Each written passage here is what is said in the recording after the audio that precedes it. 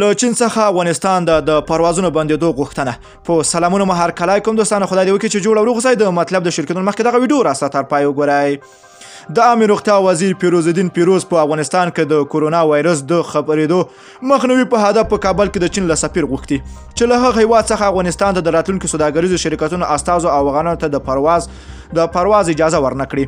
ښاغلي پیروز پر داسې مهال له چین څخه د افغانستان ته د راتلونکو افغانانو د سفر بندیزونه غوښتنه کړې ده چې په دې وروستیو کې په دغه هیواد کې د کورونا وایرس له امله لسګونه چینایي وګړي مړه شوي دي.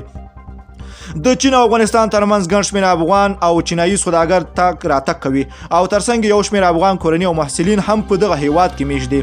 د دوشنبې په ورځ د څلوغۍ پر اوومه د عامې روغتیا وزارت له خوا په خپره شوې اعلامیه کې د ډاکټر پیروز الدین پیروز له قوله راغلي د وضعیت تر ښه کېدو پورې به د سوداګرو شرکتونو استازو یو شمېر هغه افغانان چې د دې وروستیو کې د هغه هیواد ته تللي هغوی ته د افغانستان ته د پرواز اجازه ورنکړي. د افغانستان د روغتیا وزیر د چین له سفیر سره په ټلیفوني خبرو کې د دغه هیواد په اوخان ښار کې او نورو ښارونو کې د میشتو افغانانو په اړه اندېښنې په څرګندولو سره د نوموړي غوښتي چې له هغوی تر روغتیا تر لازمه توجه وکړي. په افغانستان کې د چین سفیر وانګ یو هم په خپل ټویټر ډاډ ورکړی دی چې افغانستان ته د یاد وایرس د داخلېدو په مخنیوي کې په لازم همکاري وکړي. هغه همدارنګه زیاته کړه چې د چین حکومت په اوهان ښار کې د 2 افغان محصلینو روغتیا ته هم لازمه پاملرنه کوي. د عامې روغتیا وزارت د معلومینو په اساس د کورونا وایرس د مخنیوي په هدف د افغانستان د څو ښارونو په هوایي ډګرونو کې په احتیاط ډول څو روغتیايي ټیمونه په کار ګمارل شوي دي چې د هیواد ته د راتلونکو کسانو معاینه وکړي. دغه وزارت په خپل اعلامیه کې ویلي دي چې تر دا مهاله په افغانستان کې د کورونا وایرس هیڅ علایم نه دي ثبوت شوي.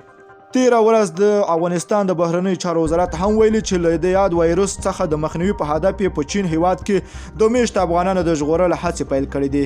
دغه وزارت په چین کې افغان سفیر سپارښتنه کړې وه چې له اوخان ښار څخه 2 افغان محصلین له ایستلو په اړه هم جدي تدابیر ونیسي. تبه، ټوخي، نفس تنګي د دغه وایرس له علایمو څخه ګڼل کېږي. دوستانو خدای دې وکړي چې دغه مرض افغانستان ته رانشي. که ویډیو مو خوښه شوې نو لایک او شیر کړئ. غواړئ له تازه او دقیقو معلوماتو خبر شئ نو د لمر پریس یوټیوب چینل حتما درسره سبسکرایب کړئ. نور مو په پاک رب سپارم. الله مل شاخ وخت درته غواړم.